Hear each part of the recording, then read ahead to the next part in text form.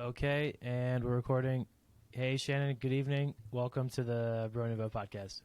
Hey Thomas, how you doing? Great. Yeah, I'm stoked. Uh, I'm excited to be talking with you. First time meeting, but you seem like you have a great energy, and Thanks. you work in mental health, which is always really interesting to kind of dig into. So, yeah, by way of introduction, what would you like to share about yourself with the audience? Well, I've been a therapist for a million years, and feels that way sometimes. About 4 years ago, I felt like there were just millions of people in the world that didn't have any access to mental health information, strategies, and I thought sharing 1 hour, one person at a time was kind of stingy. And I wanted to Mm. share with more people, but I wasn't really into writing a book yet. And everybody was listening to YouTube and watching YouTube, so I started a YouTube channel and intended to keep it really broad, but then it really focused in on relationships, and people wanted especially to understand narcissistic abuse and toxic relationships. So over the past 2 or 3 years, that's been almost my sole focus, because that's the constant question that people have on their minds. So focused on that, and then about a year ago realized that I actually do need to write a book, because the people that were asking all these questions really needed more help. So I wrote a book called Out of the Fog into the Clear: Journaling to Help You Heal from Toxic Relationships. And it's really pulling together all the information, perspectives, and strategies that I've been talking about for the past 4 years. Amazing. So, or I guess, how common do you think a narcissistic partner is? Or how many people, if you were to put a percentage on it, do you think are that person, maybe without even knowing it? It's really weird because, abusive and bad behavior has been around forever, but the term narcissism hasn't really been attached to it for that long. And it seems like it's only been the last, I don't know, 5 or 10 years that people have really been focused on it. And it's getting more and more common that people are talking about that. I don't know that actual narcissistic personality disorder is probably not that common. But the narcissistic traits seem like they are more and more common in our world right now. And I think it's because we tend to have a lot of superficiality. People tend to not focus on being themselves in terms of their character qualities and their morals and values, but more, how do they look, and how many followers do they have, and just all these really superficial things. And that creates more of a superficial focus. And I think then they have a really hard time in relationships. Totally. Yeah, I mean, I'm of the generation where I was on the cusp of kind of not growing up with social media. So I was probably Mm. the last, I'm under 30 still. So like 8th grade, ninth grade was kind of when I got a phone, and it wasn't quite a smartphone. But then even, you know, we had Facebook even at that point, which is all, the classic, like, oh, I made a post. How many likes did it get? I put up a new photo. Yeah. How many and all that stuff. And then you get the dopamine, the hit, the reward. So our brains are being trained to, this is a good thing. And then, so it makes sense that it kind of complicates intimate relationships that are, okay, like we're past, the superficial level of, like juvenile, like immediate attraction. And then how do I actually get real with someone when my whole self-worth is built up around this abstract online funhouse mirror? That's perfectly put. Yeah, it is. It's a very confusing world to try to have a relationship in, and so people do get really lost.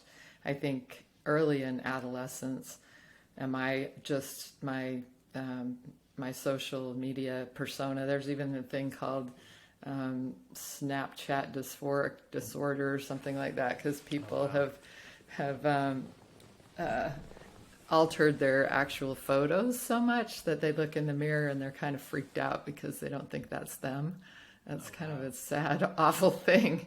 But, Yeah, if you're constantly putting out there something that's totally tweaked and altered, you don't even know what you look like. And then you don't even want people to actually see the real you. And I think on a deeper level, you don't want the people to see the real you emotionally, spiritually, and all of that. So I used to, kind of think about like being awakened or being conscious, as a kind of a duality, as either someone is or they are not. But I think as I get older, I am recognizing that some parts of us can be really conscious or self-aware, and other parts of us can be completely oblivious. So, yeah, I kind of, I guess what I'm saying is that, like, for me, maybe it's easy to judge people who are so oblivious and not self-aware, but then as I get to know myself better, I find more blind spots, etc. So as a therapist, do you ever have those moments where you're like, wow, this person is absolutely brutal. I don't like them at all. And how do you kind of still do your job if you don't like the person? That's a really interesting question. I'm going to out myself. I think sometimes it is challenging. And typically what's interesting, and when people quote, to kind of circle back and include your last question, when people say 6% of the population is a narcissistic person or whatever, I think that's so ridiculous because there's really honestly no way to know. Because people who have narcissistic traits or personality, they simply don't think that they're in the wrong and they never come to therapy. So how would you ever count them? They don't go to the hospital. They don't go to the therapist. There's nothing wrong with them. It's everybody else's problem. And so how in the world would you ever count that? The only way we can count how many people are depressed is because they show up for treatment, right? And so they're either showing up at a hospital or they're showing up and insurance is paying for them to go to therapy, and that's how we can count those folks. But you can't count a narcissist because they don't show up. The only time they show up is with a partner. And so I've had them, sometimes show up in my office with a partner, and that can be really challenging. But the thing is that as soon as you challenge them, they usually bolt, and they usually say, well, she doesn't know anything, and we're not going back to that one. So it's a tricky thing to try to help them. But once in a blue moon, you'll get somebody who kind of has some mildly to moderately narcissistic traits, but they actually want to make changes because it's messing up their lives and they know that they're screwing up relationships, and maybe they actually care about somebody and want to make it work. And so sometimes those folks will show up. But I genuinely have never had anybody come and really do the work that I just couldn't stand, because if they show up and they keep showing up, you find endearing qualities about them. So sometimes there are what we call transference and countertransference, and that can be challenging, where their stuff kind of triggers my stuff, and then we have this thing, and that can be really interesting and challenging. Spicy. Yeah, it can get spicy, but way back in grad school, my professor would say the conscious use of self, that's what you have to learn, is how to consciously use your whole self. And so you're checking in with your emotions and then reflecting them. Because if you're uncomfortable with somebody, they're in their skin 24/7. You're just with them an hour a week. So you kind of have to go, wow, it must be really tough to be that person all the time. And how can I help them to find a better aspect of themselves that they would be more comfortable in 24/7? That's a great empathetic mindset. Wow. So on that front, as far as like in the therapist chair, you're a human too, right? With all of these complicated aspects. So one thing that's come to the fore in recent times is much more, I guess, like airing out of racial identities and talking about race. And I've had a number of podcasts about that on the show, talking about, books and pros and cons of kind of focusing on that and my, thoughts and reflections as a white guy. For you, has the new conversation had to like change the way you approach your identity, or how has your identity and conception of self been changed at all by the kind of new cultural dialogue? Wow, that's an interesting question. As a white woman myself, I don't know that has been a big thing. And I live in Arizona, Tucson, Arizona, which is extremely diverse. So I don't think that has changed for me. I think the identity issues for sure have been, and self-esteem and all of that kind of has changed a lot over the years. And I think mostly it's been a realization over the years that people are very focused on the superficial, and what we really need to look at are the character qualities that people have. And that we can be so harsh inside our own heads that we actually have a toxic relationship with ourselves. And so, whether anybody is of any race or gender or whatever struggles they carry with them, if they appreciate who they are and they love and respect who they are, then they can walk through the world in a really healthy way. Whereas if we beat ourselves up, it doesn't matter if we're the prom queen. The woman who jumped off the building a few months ago, who had it all, supposedly, and so anybody can have that sense of emptiness and that sense of despair, no matter what the external stuff says. It's what happens inside of you that matters. Totally. So how did you get into the space originally? What was your story? What were the experiences you had as a young person that kind of led you to this career? I think, early on I wanted to be a doctor or a veterinarian. That was just kind of my whole mindset. And then I realized in college that I was actually a lot more interested and intrigued by how people felt about themselves, how they felt about others, and how they were in relationship. And that was what I wanted to learn about. And it was kind of hard because there wasn't anything in college that I could grab onto in order to learn that. In fact, I wasn't able to get any of that information in college, and I always felt like I was just making it up and flying blind. And I guess part of me just didn't. Once I figured some of it out, I wanted to know more, and then I wanted to help others so that they didn't have to all make it up and fly blind like I did. I think there was even less information out there when I was in college and grad school. So if you didn't go to grad school, you just didn't know anything about this stuff. Mental health just wasn't really talked about that much. It's much more of an open dialogue now, and understanding relationships is much more of an open dialogue. But still, I think most people in the world are really baffled by it. Yeah, it was interesting to see after the most recent kind of high-profile school shooting, there was this dialogue from both sides about mental health, and it became, including for the Republican Party, which, of course, huge generalization to say, like, any one group that big is not pro-mental health, but traditionally wouldn't be as vocal about things like mental health. I think that's a fair enough statement. Pretty much more of like a liberal kind of mindset. And then it was used as a, no, let's not do gun control, let's do mental health funding, which is really interesting because it's like, in this scenario, this is okay and used, but now, and then it kind of, so to me, I kind of assessed it as, maybe there was some good intention, but essentially like mental health as a buzzword is now, in that situation, was kind of being used as a pawn for a political game, and that was kind of interesting to me. Yeah. Did you have any thoughts on that?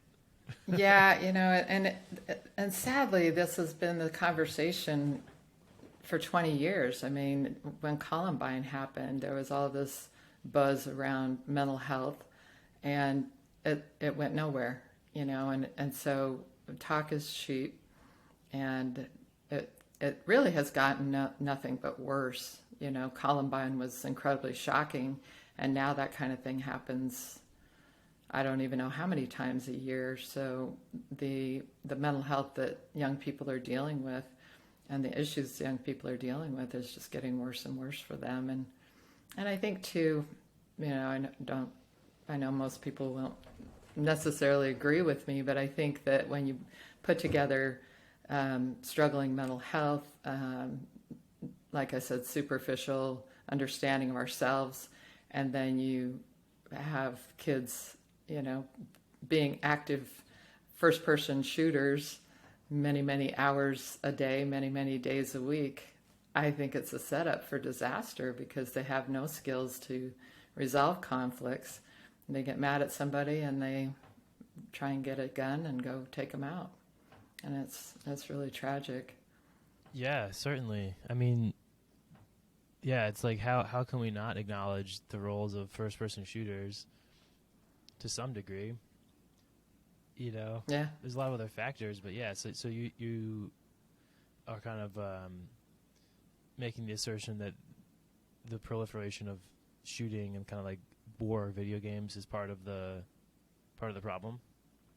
I think the video game addiction. Like, I think video games in to some amount is okay. I think it's when kids are left to their own devices and are spending many, many hours and so addicted to video games, and that's their only outlet. They're not outdoors. They're not playing, you know, going out on hikes and playing normal, healthy stuff that we grew up playing with.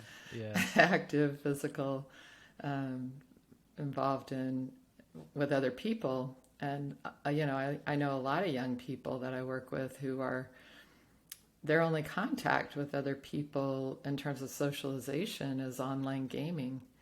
And that's their kind of relationships. It's very strange. That's tough. It's very strange and sad. Yeah. Yeah. Yeah. And I see how it happens. I kind of stopped gaming in high school maybe, but I do remember the first summer we moved to where I went to high school in Philadelphia. I remember one day, it was like the summer before freshman year of high school, and I didn't know anyone yet in my neighborhood or whatever, and I was playing Xbox, and I looked up and it had been 6 hours. Oh, in my basement playing Xbox for 6 hours, and I was like, whoa, that's because it happens. And so I get it, you know. And then so you also mentioned kind of conflict resolution. So for young people, you know, what are the things that help build conflict, even for adults too, like how to deal with healthy conflict, and what is missing from the current setup of our society that doesn't teach those skills as much anymore? I don't think you know, nobody learns any of this anywhere except truly, I mean, is it taught in schools? No. Is it taught anywhere? No. You know, and it is available, and this is sort of the beauty of being able to do these kinds of things, podcasts and YouTubes, and you know, I do have people chiming in from all over the world who say, oh man, I didn't know other people went through this. This is so validating. Thank you so much for your work. And so I know that people reach out in these ways, which is great, but only as sort of a reaction to something traumatic happening. Every kid is not being taught how to work with other people and resolve conflict. They're really not getting that information until maybe they have to. And I think it's just really difficult for kids to navigate. And I think that too, typically kids will be having conversations through their cell phones, even if they're sitting next to each other, or, you know, and that's so weird to me. You know, when I've worked in, well, and it took off on all of us, right? So when texting first came about, everybody was going crazy texting, and we would have, you know, I was working in this workplace, and people would start these text fights. And so we all kind of had this agreement. If you have a back and forth 2 or 3 times, call them. You have to pick up the phone. You are not allowed to text fight. And so we had to make that agreement as a team that once you go back and forth twice or you get animated at all, you have to pick up the phone and call that person and talk to them, because it's so easy to say nasty, nasty things by text that you would never say in person. So I think it's really important that, you have a rule for yourself that you don't have text fights. I've had these, I have a young person in my office and we'll be talking about stuff and they'll be like, and then she said this and then I said that. And I learned finally to say, wait a minute, was this real life or were you texting? Oh no, we were texting. We never talk. Like, wait a minute, time out. You're not going to pick up the phone and talk to that person? You're just going to write them off and say these nasty things and be done? Well, yeah, okay. I think that's a really bad idea. Yeah. Sounds like terrible for you and them. Yeah. Yeah. Actually, Drake has a great line in one of his songs. He's like talking about like girls coming to his house and he's like, they want to get in the Wi-Fi so they can get in their timeline to post about their friends or to show me their friends just to tell me they ain't really friends, and it's a great line because it's so true. It's like we not you and I necessarily, but it's really easy to create this world. And I've actually seen it with my podcast, because I got rid of my personal Instagram and I created one for the podcast to promote it and stuff. And then, my close friends I'll follow back, and not everyone, but keep it relatively small. And then I'm in the same thing. I'm like seeing things, I'm getting, fear of missing out, or like I'm seeing people, I'm like, oh, I have all these weird feelings and I'm like, damn it. Like, this is the reason I left this shit. Yeah. Yeah. So it's not great. Yeah. It's hard, and a lot of people I know have left Facebook and left Instagram and stuff, and I think it is healthy. And yet, I get hooked because I have cousins in Australia and I want to know what they're up to, and I wouldn't have any other way to do that. And so it's really neat to see them and their stuff. I have one cousin who's an artist and her artwork is always on Facebook. It's really fun. So, I think I think technology is just a tool. It can be used for good or evil, and we can feed ourselves in healthy ways, or we can really deplete ourselves in unhealthy ways. So we just have to make those choices. I like that. It's a good way to think about it. So it sounds like you do work with a lot of young people? Mm-hmm. Okay. Yeah, I work with people of all ages. Oh, nice. So in this audience, there will be kind of new parents or upcoming parent, the next couple of years going to be having kids. So based on your experience professionally, what are I don't know, if there were like a top few must communicates, or like I know it's such a broad challenge of raising a human, but what are like the most important things you think for new parents to keep in mind about raising their kids to be, avoiding the pitfalls of the modern day, if you will? It's a wonderful question. And, I think that what's interesting is that we oftentimes, out of care and empathy and compassion, will make the mistake of not having kids be responsible and accountable and a part of the family in a really meaningful way. And so a lot of us were raised with kind of a more authoritarian stick, and that was harsh. And then we kind of flipped the script and started being way too permissive, and everybody wins, and nobody ever feels bad, and we don't want anyone to get frustrated or sad or upset or blah, blah, blah. And so there were a lot of people, and some of that narcissism, I think, came from people sort of worshiping their kids in a sense and being too permissive and not being structured at all. And so a kid actually feels empty when they don't participate. And so when a kid has a chore, they feel excited about that because that means that they matter and they're part of the family. And when a kid is held accountable to that, then they learn to be responsible and they learn that they're competent and capable. And when kids don't have anything asked of them, they actually don't grow a sense of being able to be competent and capable. So it's oftentimes that over-worshiping, overindulgent parent that is really in trouble pretty quickly. And then, the kid is a tantrumy kind of a self-centered kid, and they wonder why, and they then want to talk to them about it instead of, again, holding some structure and accountability. So I think it's hard when you're a loving, compassionate, empathic person, right, because you just want everybody to be happy all the time. But when you are too placating and people-pleasing and peacekeeping with your kids, they actually can kind of turn into little monsters. Totally. and really unhappy little monsters. Right. They kind of are more depressed and anxious, and I think that's kind of surprising to young parents because they think that they're going to be the perfect parents because they're loving, but you have to be loving and with structure. Yep. I've also heard of that in the realm of discipline and not having, I guess it's what you're saying, but specifically I've had someone close to me say, like, my parents didn't ever discipline me, which made me think they don't love me. Yeah. Which is intense and something that I wouldn't have made that connection necessarily. So one of my viewers on my channel just wrote a big long thing about that today where she said that her parents always told her she was beautiful.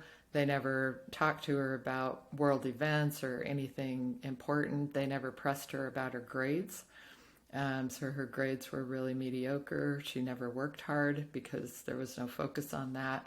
And she never thought of herself as smart or capable or competent. And she's really struggling in her life. And she feels like she has some narcissistic traits, And so that really validates what we're talking about, that you have to have a balanced perspective when you're parenting, or kids can really get messed up by that. Wow.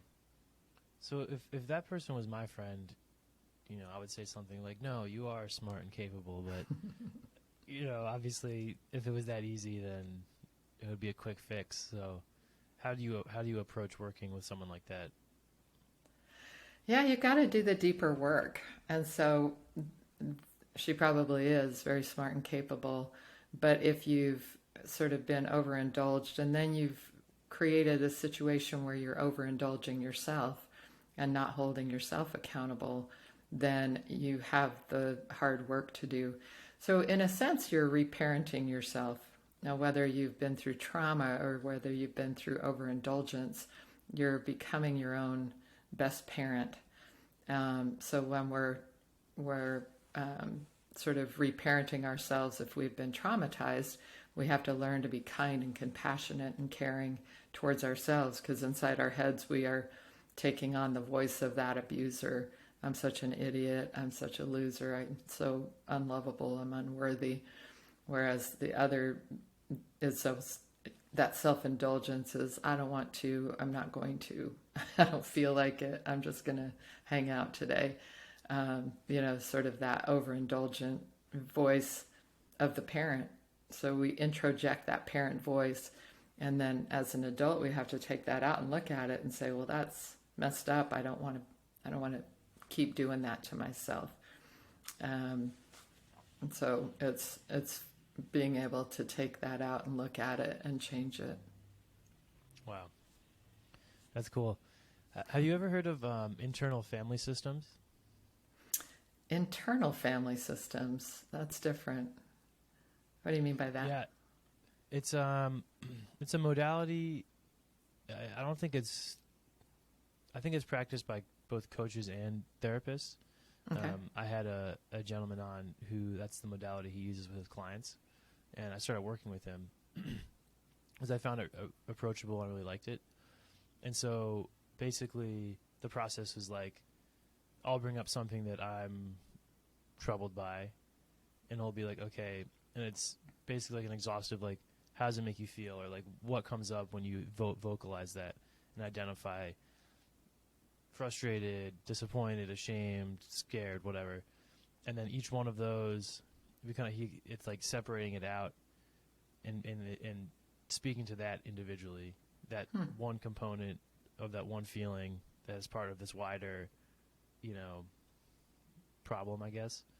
And so yeah, it kind of sounds similar to what you're saying about like pulling it out, identifying it, and it's interesting too because Jay is the guy's name. He was basically saying, okay, now if you're speaking to this one like fragment of this feeling or this one uncomfortable part, and basically the idea is like put away any anxiety you have about identifying this or speaking to this part of yourself. Put it away somewhere safe. It's not like it's okay for right now, and like go. To me, it felt like go in the ring with this thing. Like if you know UFC, like step in the octagon with with the thing, and like look at it. And that was new to me, and I really enjoyed it. Actually, I felt like it was kind of a cool way to identify something specific from a very big kind of abstract feeling. Yeah. I really like that. And I like doing a similar kind of thing. And I kind of go another step further and I ask you, where in your body are you feeling that? Because there's a book by a author, Bessel van der Kolk, called The Body Keeps the Score. And so when we're traumatized and we have those experiences, we kind of hold on to it in different parts of our body. So a lot of people will carry that anxiety in their chest or in their throat or in their head, or that sadness is often in your chest. And so when you feel that, and then you can breathe into that part and release that and then speak to it, then it's not just words coming out of your head, because we can talk any talk. Right. But when we actually settle into our emotions and where that is stuck in our bodies, and we speak to that, then that kind of gets that emotion out. And once we get that emotion out on the table, then we can kind of look at the lies and the truths. Because when you see that those old negative traumatic messages that you introjected from a parent or a sibling or an experience, can even be from a life experience of bullying or racial abuse, all of that kind of thing. And when you've introjected that into your life, into your head, that kind of takes on a new life. But those are all lies. Those have nothing to do with who you are as a person that was born as just a precious child, And so when you can take that out and look at it and take the emotion out with it, then you can kind of start to sort that out. You can say, oh, that's all just garbage that person said to me. If I were to meet that little child, I was just a precious child. I wasn't, all kids are mischievous and make mistakes and break things. And, for me to get verbally beat up for that is ridiculous, So you can have compassion for that self. And then you can look at what's true about you. Well, I'm a loving, caring, compassionate person. I'm really empathic. I'm a good friend. I'm a loyal friend. So you can actually start to put together an accurate sense of who you are. And those are the truths. So it's not like the old Saturday Night Live skit of, I like myself, You're not feeding me. Right. I don't know if you're too young to remember that one, but Gary Smalley or something. Right. Yeah, I haven't seen it, but I can imagine just like I like me. Yeah. Well, that's like the limitation of CBT, right? Yeah, it can be. Yeah. Right. And so you have to, I don't like that stuff. The affirmations that are just sort of those generic affirmations, make me puke. Ugh. But if you can take out and really do the work with somebody and look at who you really are as a person, And I like to ask, if you met you, would you like you? Would you respect you?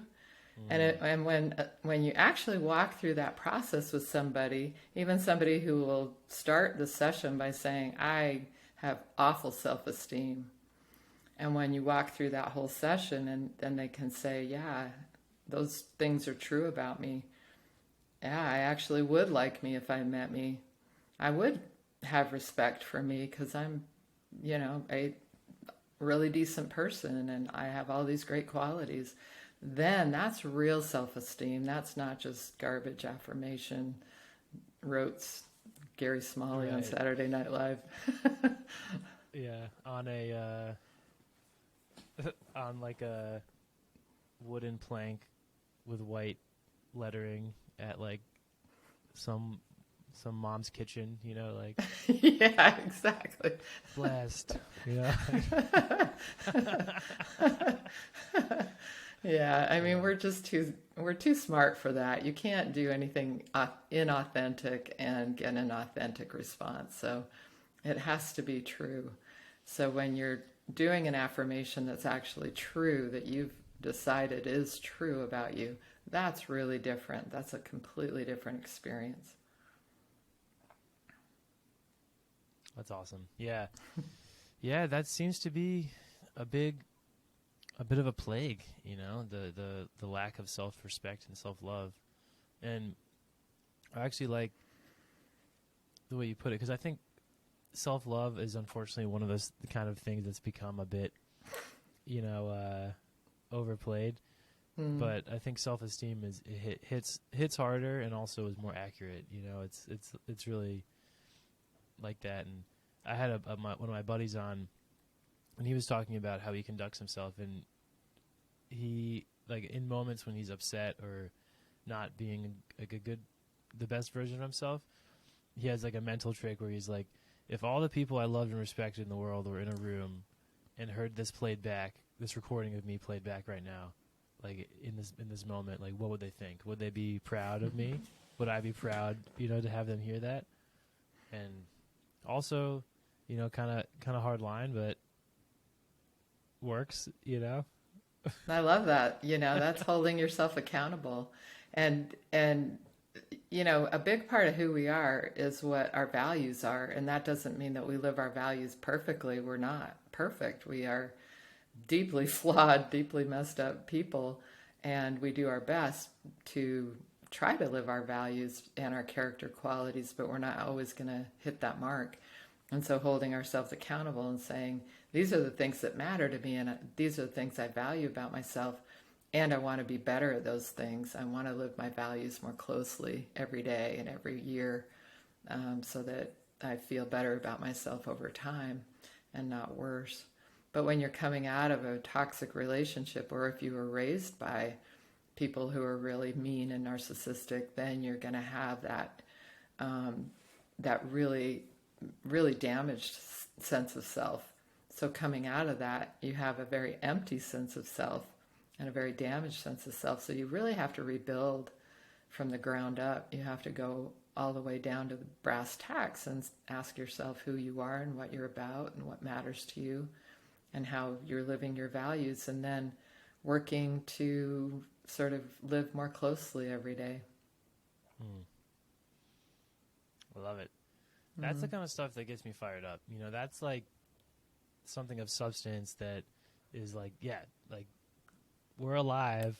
Let's give a shit about it and try, to not be a garbage human. Yeah, totally, right? Yeah. That's what matters at the end of the day. I mean, your Facebook status is not going to, or the likes and all that garbage is not going to mean anything at the end of the day. It's the relationships you create and who you are as a person. Love it. On the relationship front, do you have any recommendations for how to approach a really volatile conversation with a partner? So let's say like there's something between me and my girlfriend, and we're both upset about it, or there's, but we want to address it. Like in my relationship, we're pretty communication forward. So we'll be like, all right, what's up?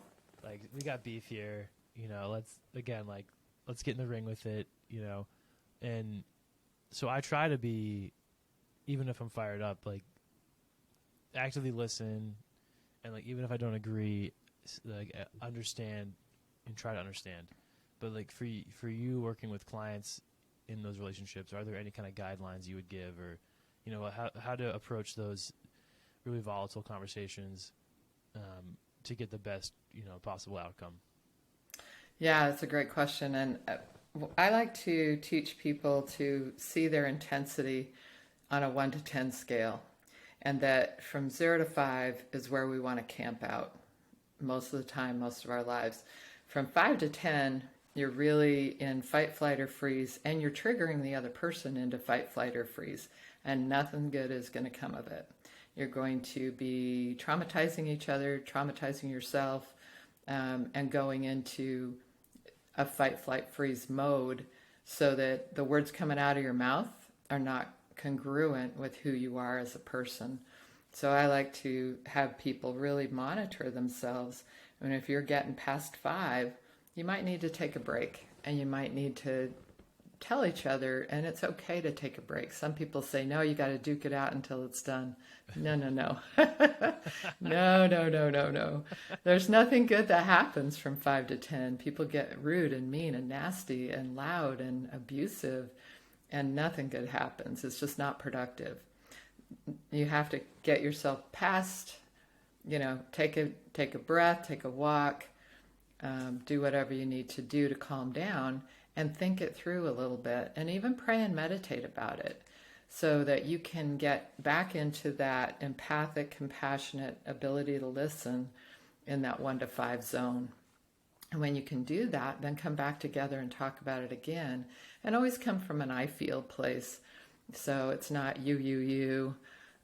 It's I feel sad or upset or frustrated or confused or whatever it is you're feeling. And then the other person can say what they're feeling.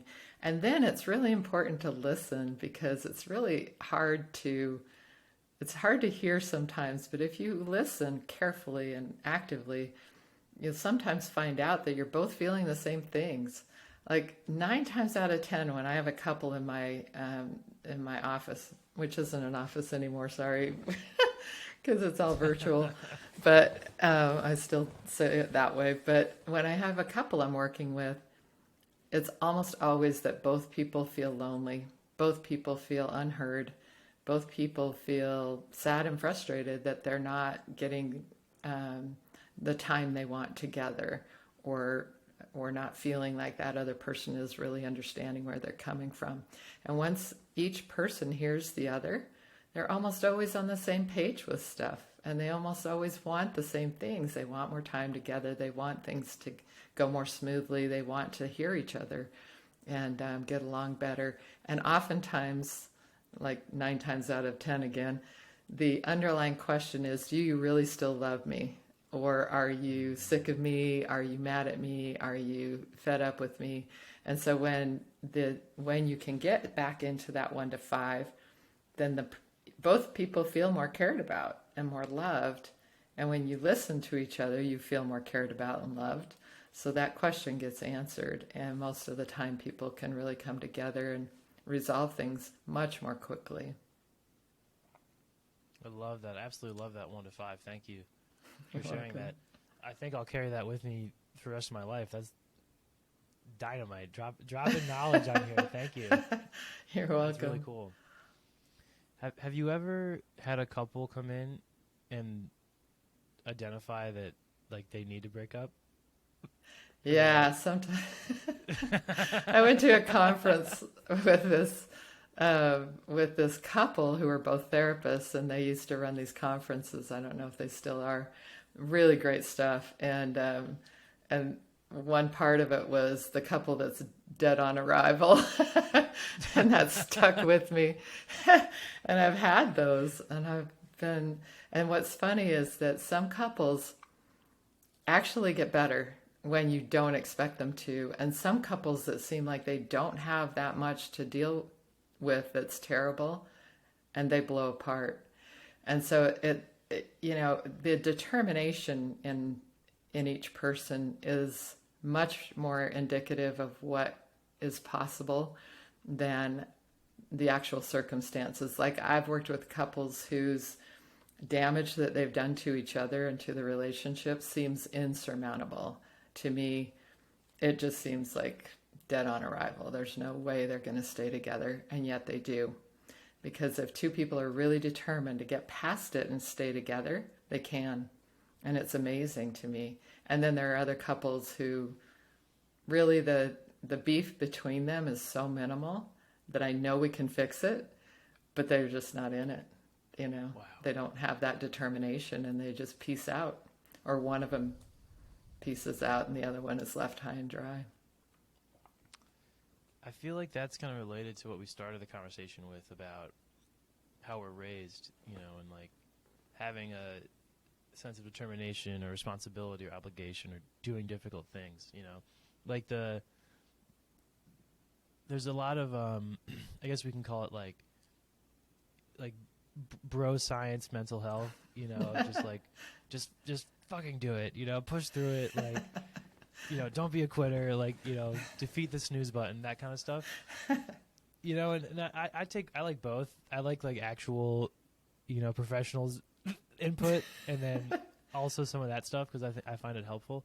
But that to me really sounds like more the former, as far as like, are you gonna commit to this and solve this? Do you really want it, or are you just gonna quit? And I think at some points in life that's just it. It's like, are you gonna quit, or are you gonna fucking do it? You know, right. And it's interesting because for me, coming from a much more like, you know, empathetic, emotional, sensitive kind of guy, you know, I was initially skeptical of that, but now more and more I kind of do see that there's a ton of value, and just at a certain point you just gotta rock up and do it, you know. Yeah, and when you're determined and you don't, and obviously if there's abuse, I'm going to. Nobody should ever be in couples therapy if there's abuse, first of all. And there's even a thing that's sort of an unwritten rule in the field where counseling a narcissist in a relationship is more likely giving them more tools to manipulate that person. So if you're doing couples counseling and your partner is abusive or a narcissist, you are probably making your situation worse instead of better. You need to go to the therapist by yourself and sort out your own stuff so that you can get stronger and more determined within yourself to take care of yourself, set boundaries if you can, see what happens when those boundaries are set. Because, you know, people will say, well, boundaries don't work with narcissists, but boundaries always work. The boundary either works because somebody goes, oh, wow, every time I get rude or nasty or abusive, they hang up, they walk away, they drive away, they leave me. So I'm getting these grown-up timeouts and I really don't like them. And so I'm going to stop behaving that way. Or the person escalates and you know, I can't do this. This person's totally toxic and they're going to kill me and I can't do this anymore. So the boundary gave you the information you needed to get out. But other than that, then if it's just regular relationship stuff, nobody is really that it's abusive or manipulative or controlling on that level, then so much can be fixed if people are determined. I mean, like I said, I've even had people who had done so much damage, even with cheating, which to me that seems insurmountable just because I wouldn't probably be able to get past that. Right. But some people do, and it's remarkable, and they have a happy long-term marriage and raise their kids and get past it. So nothing is insurmountable except abuse and narcissism. That can be insurmountable. But if it's just conflict, you can get past it. And it does take some of that mental toughness. I did a couple of videos about mental toughness because I was raised with a lot of it. Our parents were really like, buck up and do it. And also very independence oriented. I was just a 10, 11, 12-year-old, and I took 2 buses across town and walked a mile to go visit this horse that I bought with my allowance money. It's just, Wow, they sweet. were just, yeah, they just wanted us to be comfortable anywhere in the world. So they just we were free range children. That's exactly what I was going to say. That's what it sounds like. Yeah. Yeah. And this was in Arizona or elsewhere? No, actually Salt Lake City, Utah. Oh, very cool. I love the Rockies. They're Yeah, I just love mountains being out and there, and like you can see yeah. 100 miles away. You can see. It's amazing. Yeah. Yeah. We lived up on the sort of the foothills, and you could see out over the valley, and we went skiing all the time, and yeah, we were free range. Do you ever want to live there again? No, I left there when I was 17. I went to Maine for college, and then I did grad school still in Maine, but through the University of Connecticut. And then we got sick of the dark and the cold and moved to Tucson, Arizona, the sunniest place in the world. And now we have to escape to the mountains in the summertime because it's too damn sunny. It's like a blast furnace. Yeah, I like the heat like that. Like Kendall, my girlfriend, she's like, let's go to Maine. I'm like, no. Yeah. Yeah. It's nice about 2 months of the year. Yeah. But I love the people there and had a blast living there, and we kayaked in the spring and we windsurfed all summer and then we skied all winter. So we just made the best of it. But at some point you just Very kind of go, active. I can't do it. Yeah. Yeah. I'm like, I want to swim, play tennis, play rugby, just be in the sun. Yeah. I'm such a sun-oriented. No, cool. Yeah. Seasonal affect is real. It's real. Yeah. It's for real. sure. Yeah, we came out to Tucson for a vacation when we lived in Maine, and like we were just exhausted but couldn't sleep. We felt crappy. We thought we had something wrong with us. And after 48 hours in Tucson, we were like, woohoo, we feel great. And it was during that trip we decided we had to move. It was just too much. Yeah. Good for you guys. That's awesome. Awesome. Well, Shannon, what a dynamite conversation. Thank you so much for sharing all of these pieces of knowledge. Thanks for having me. Yeah. Oh, yeah. My pleasure. Where can people find your YouTube channel and all of your content that you're putting out? Yeah, so my main hub is my website, which is nofoggydays.com. And that's kind of related to my book. And it's got the link to my book, and the Therapist Talks is my YouTube channel, Therapist Talks with Shannon Petrovich. And therapisttalks.com will also get you to that same webpage if you don't remember that.